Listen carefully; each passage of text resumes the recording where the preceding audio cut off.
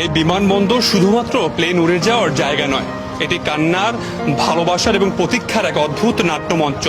কেউ আসে পরিবারের কাছে, আবার কেউ চলে যায় পরিবার ছেড়ে। সেই গল্পটি তুলে ধরবো আপনাদের কাছে।